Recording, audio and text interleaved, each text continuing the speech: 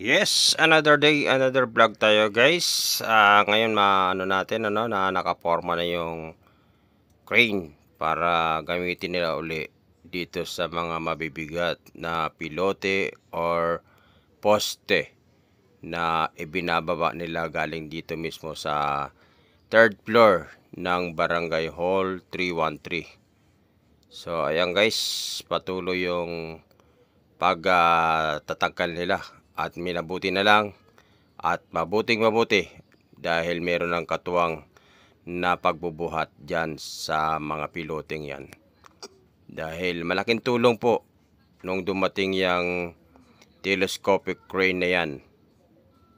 So mapagmamasdan po natin lahat ng yan guys kung paano nilang ibinababa yung mga poste at mga piloteng yan. At sa ibaba naman, ganito din ang kanilang sitwasyon. Patuloy po ang kanilang paggawa.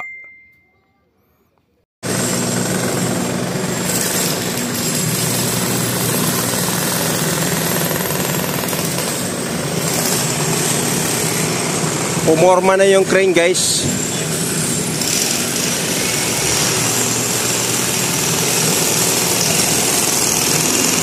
Biglang pumosisyon yung crane.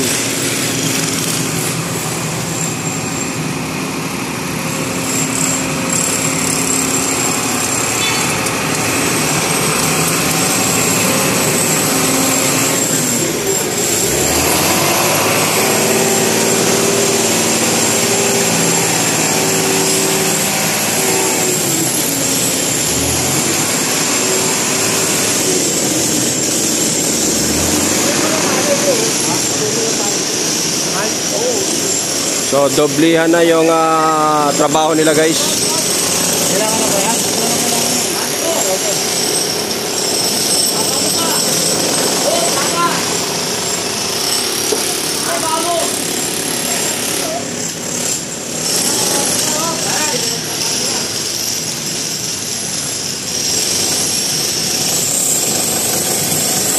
Paspasa na, paspasa na.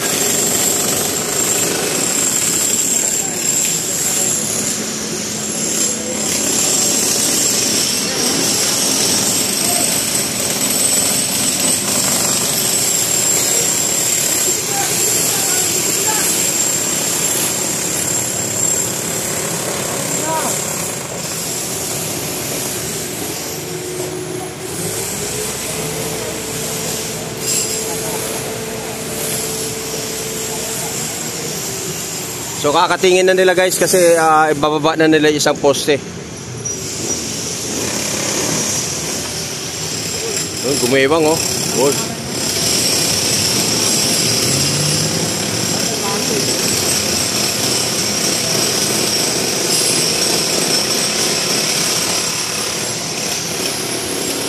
Yung tangke ng oxygen guys.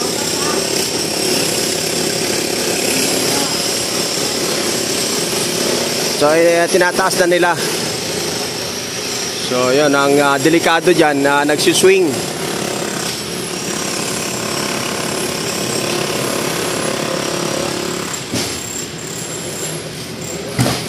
Yun, oh, laki na, oh. Lalaki na ng natitibag. Grabe.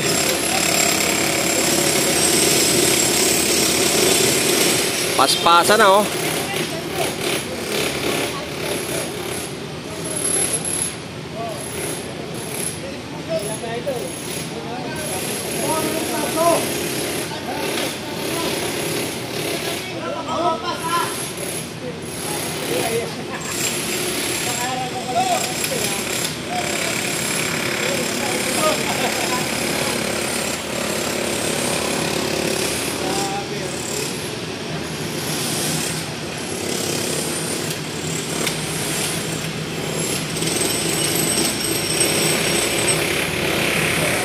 So, paspasan na ang trabaho guys.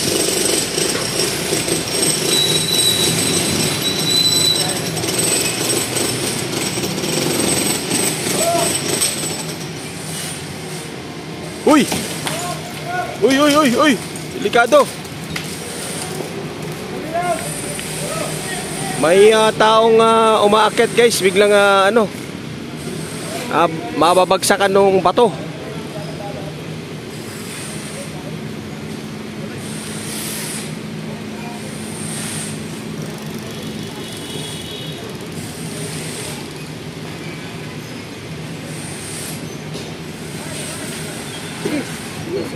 Oh, bilisan mo. Hanggat hindi pumapalo.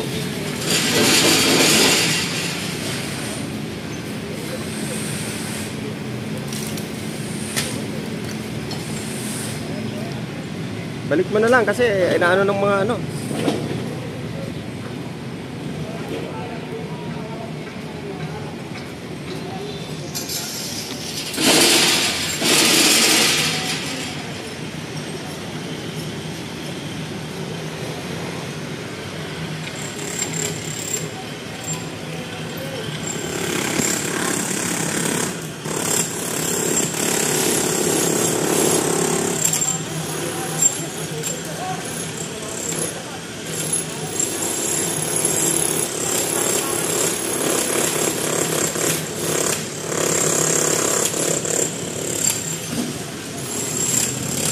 So magpuputol na kasi sila ng ano ng poste ng bakal, guys.